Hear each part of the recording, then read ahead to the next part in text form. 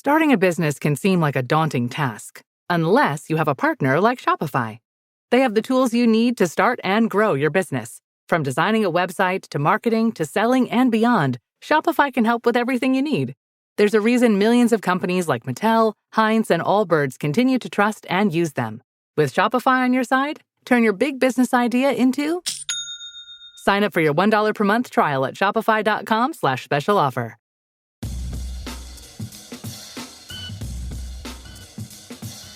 War Eagle, and welcome to another edition of Ever to Podcast. This is the show here at E2C Network where our goal is to catch you up on the latest Auburn news, topics, discussions, things that are being said out and about when you're going around the water cooler or on social media in the Auburn experience. Auburn sports, Auburn culture, Auburn family. You know the drill here. If it's orange and blue, it's what we do. So thank you so much for joining us and what we're going to be doing today here in episode 99 of Ever to Podcast. Today's date is May 8th, 2026. And as always, I'm your host, Kyle Loomis, bringing you this latest news, information, all that stuff out there as well. So first of all, big celebratory here. We're sitting on the cusp of 100 episodes in this series or this podcast series that we've been doing. And I hope that y'all been enjoying that.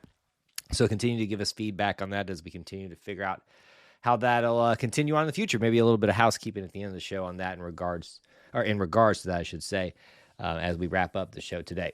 But first, you know the drill here. We're going to be getting into the different sports topics mainly here on the show for the past week, Monday to Thursday, as we get you ready for the weekend on your Friday when this comes out. And we'll also look at what's becoming a smaller and smaller calendar of events for the weekend, especially in the sports space. So without further ado, let's jump into it. We'll always start right now with the spring sports.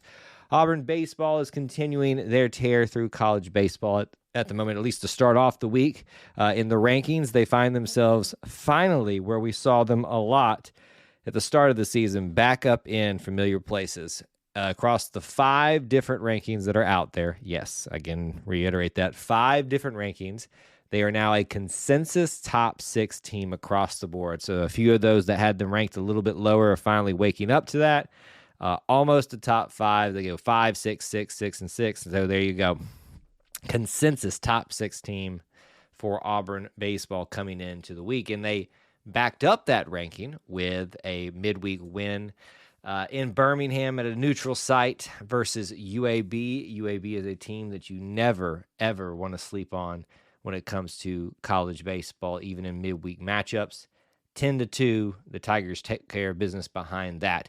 Now, this leads us into this weekend, which will remind you in the calendar events. It's one of the few things on the calendar. The big matchups with Mississippi State at Dudy Noble Field in Starkville. Now, one has already happened, and we know the result for it as of this evening of doing this show for you guys. It was a loss to Mississippi State. Not a shock. They have a great home environment there. If you've ever seen it, it's pretty awesome. And they obviously have a huge home field advantage. Auburn bats were a little bit quiet tonight. 3-10, they end up losing the first of a very important series in the SEC play. So 2 more games to go to continue their streak of winning SEC series. They'll have to sweep the rest of them. That's going to be a tall task to be able to do that. Auburn softball. Wow, what a ride it has been this week for Auburn softball. Season in general, not the season that they all had planned on having. But the great thing about the season not going well is you still have the opportunity to play in your conference tournament and prove some people wrong. And Auburn softball did that. What a magical run they had, nearly making it to the semifinals today. So here's their trajectory that wrapped up today for them. They first started off by beating Missouri 6-2 on Tuesday. On Wednesday, they took on Texas A&M, where all of these were upsets. If you weren't aware of that, they were the second lowest seed. Texas A&M, they beat them 11-8 in a just thriller of a match there. Were able to make it to the quarterfinals versus very highly thought of and favored Florida, and gave Florida every bit of it. Even had a very exciting in there to tie it up in the bottom of the 7th.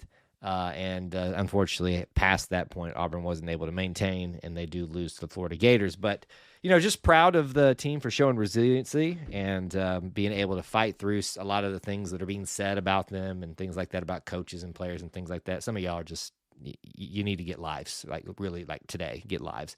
But I digress a little bit there. It's definitely not the season they wanted, but I'm a big subscriber to the belief that it's not the mistakes or the things that you do wrong. It's how you respond to those things. And this was a great response by them. So props to them. Get back to the drawing board and we'll get it all figured out next year. So for men's basketball, jumping into that now, little bit of scheduling news that is officially unofficial. When I say that, I mean nothing has been confirmed to my knowledge from Auburn athletics, but the reports are out there now coming, I'm assuming, from the players era announcing and things like that. So we can just call it unofficially official. I only count official when Auburn announced it, but here we are. So the Players Era Tournament, you're aware of that from this past season. Auburn's back in it again this year, but they're switching it up a little bit. Not only did ESPN acquire the rights to this, apparently, they're expanding the tournament. Not necessarily the tournament as you know it. They are making two separate ones called the Players Era 16 and the Players Era 8. So the 16 is what you played in last year during the week of Thanksgiving. This year, they're going to do the Players Era 8, which Auburn will now be a part of in the week prior to that leading up. So with that in mind, the teams that you're going to see in the Players bracket, with the 8-player bracket: Florida, Kansas, Houston, West Virginia, Auburn, Rutgers, UNLV, and Notre Dame. So quite the interesting matchup there, which means matchup potentials. I don't know how they'll shake this one out. To me, it would make sense to do it a lot like the Maui Invitational does, where you have everybody play each other on the first day, match them up somewhat evenly as best you can based off of rankings. And then you go into a winner's bracket and a loser's bracket, so everybody gets to play 3 in that one. So this almost feels very Maui Invitation-like. I like it. We'll see how it goes, but there's a little bit of some basketball scheduling news to wet your whistle for that. We've been talking a lot lately in the gymnastics space about their future. Obviously, with Coach Ryan Roberts coming in, his staff, we talked about that this past week a lot on the Auburn Experience show, his staff that he's bringing in. But you have some opportunity to potentially see some future Tigers if this is something that you want to kind of get acquainted with. In Oklahoma City, they're going to be hosting the 2026 Women's Development Program National Championships. This is from May, looks like 8th. That's very small there. It's 8th through the 10th. So it's going on right now. So if you want to see some of your future Auburn Tigers there, I would definitely go check that out. Just a recommendation for you. What a list for men's golf, folks. I mean, just a list of award after honor, after nomination, and some of these are like, again, water's wet. Of course, this was coming certain individuals' way or the team's way, things like that. Let's start with this, though. The Arnold Palmer Cup announced some of their participants coming up here. You're going to see Josiah Gilbert and Caden Pope set to rep the United States team this summer in the Arnold Palmer Cup in Ireland is where it being played. Now, typically, we'll wait for the women's golf side of things to do that one, but they have someone coming up here in just a second too. But plenty more men's golf stuff here to talk about. Number 1 overall seed goes to, you guessed it, the Auburn Tigers. Now, this is going to be their regional play. They will be in the Athens Regional as the number 1 overall seed. I'm leaving the gap in the audio for a reason. Make that make sense. I understand that there are reasons for that, but make it make sense is all I'm saying. The number 1 team should be hosting their regional. Make it make sense. All right, anyway, but we're thankful for obviously being honored by that. May 18th to the 20th, 3 days of competition. The Auburn Tigers, the number 1 overall seed, have earned that right to be that going into the beginning rounds of that NCAA championship opportunity. And as we said, the sky is blue, water is wet, all these things. Jackson Coyven is named the SEC Golfer of the Year. Absolutely duh. There's just nothing else that needs to be said. He is on the list of 3-time SEC. Now there's no list. 3-time SEC Player of the Year. The list is him, as the post says from Auburn Athletics. Well done on their part. We're not done yet because we're talking about Jackson Coyven there. Talk about the future. Jake Albert wins SEC Freshman of the Year. So congrats to him if you've been paying attention to how he's been doing as part of the team as well. When you look at all SEC nominations for teams and how they match up there, you've got 2 on the first team, Josiah Gilbert, Jackson Coyven, the 2 mainstays, probably the upperclassmen leaders of that. Definitely worthy of that. Caden Pope and then Jake Albert, who we just got done talking about, are on the second team for all SEC. Not done yet with all SEC, though, but this is for the freshman team, and you'll see on there Jake Albert as the SEC Freshman Golfer of the Year, and then you'll also see Logan Riley. So the future is bright for Auburn men's golf, if you weren't aware. For women's golf, not to be outdone, they had some stuff this week. We also had the Arnold Palmer Cup come up for a nomination there. Anna Davis, probably Auburn's lead golfer there for women's golf, will be representing the United States. And they will have the opportunity to represent the country, or she will, but also Auburn in that regard. So congrats to Anna and also the out in Ireland, July 3rd through the 6th.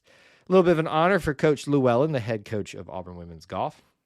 She's on the watch list for the WGCA National Coach of the Year Award. And if you've been paying attention to how they've been doing, you know why she's on that watch list. Some rankings for Auburn track and field. And yes, this is the longest acronym ever. I'll always remind you, the USTFCCCA Outdoor Track and Field Rankings. Number 25, they make it in there, Auburn women's track and field, after their couple performances that they've had as of late. And then moving up slightly, you have got the men's track and field team at number 6, poising themselves very nicely for competing for recognition, at the very least, for conversations of national championship. I'm just going to throw it out there. Maybe stepping out just a little bit, but this gives you at least something to look forward to there. On the just general athletics side of things, we all know the big matchup is coming up in JHS with the World Cup friendly, Iceland versus Argentina. If you are looking to tailgate for that, looks like they're going to try to set up something similar to a game day experience on June 9th. So check that out at auburntigers.com, or it looks like Aubie Road to 26th dash tailgate here, or what they're showing up there for those of you that want to take part in that. A unique opportunity to tailgate for something you don't really get to do. And a shout out to the cheerleading program for showing up on the Inside Cheerleading Magazine. Auburn's represented there on the front cover. More specifically, Madison McKenna is there with a write-up about her and her time here as an Auburn cheerleader. So I wanted to give them a shout-out for all they do. They deserve a lot more recognition. I'm glad that they got to be the headline and the front cover of Inside Cheerleading. So congrats to them. So that's all the news for this week. As you kind of see, things are starting to tighten up a little bit. It's not spread out as much with so many other things, but still plenty to talk about. And here's the case for your calendar of events as well. Very small. Women's tennis, humongous matchup this Friday. Hopefully you've listened to this before this happens. They're hosting the Super Regional for Friday the 8th versus Duke. You win this, you go on to take on, in Athens as well, where men's golf will be, the next phase of the NCAA tournament. So hopefully the Auburn Tigers can get over that hump there and get into the actual rest of the NCAA tournament. But congrats so far to the phenomenal season that they are having. I hope you all will head out to the Yarborough Center, the Yarb as they're calling it, and support them hosting the Super Regional. And then, as we talked about, the only other thing currently going on this weekend for the 9th and 10th as well, just up to the 9th because they moved it up, is baseball. They'll have their last 2 games on Friday and Saturday. So nothing on Sunday. Think about that, folks. But keep in mind, women's golf will start their competition in NCAA regionals at the beginning of the week as well. That's really it, folks. So last thing that I want to cover here on this show, as you kind of see things tightening up here with information and news and things like that, there's always going to be stuff to talk about. And those that you have been around and listened to the show 99 episodes in, we started this out during the summer last year and did this for a while there. It felt like every weekday. Then we started tightening it up and doing maybe the middle of the week, the Tuesday, Wednesday, Thursday. Then it was just kind of as needed. And then we found this sweet spot during the regular athletic calendar year of doing this on Fridays. And so I think this has really worked well. But what we want to hear from you all, so E2C Network social media accounts, direct messages. E2CNetwork@gmail.com is a great way to respond. What do you guys want this to look like during the off season? Would you like us to go back to very short mini episodes as needed with, when news items just pop up during the middle of the week multiple times? Would you rather us just aggregate it all together here for the end of the week as well as we've been doing? We'd love to hear some feedback for you because we enjoy doing this, and I want to continue to provide the best product we can here at Ever to Podcast, this series of podcasts here at E2C Network. But regardless of all that, we appreciate you being here and being part of our little family within the Auburn family. As we go, I want to remind you the Auburn Creed asks you to do justly, to love mercy, and to walk humbly to God. We ask you to do the same thing. War Eagle.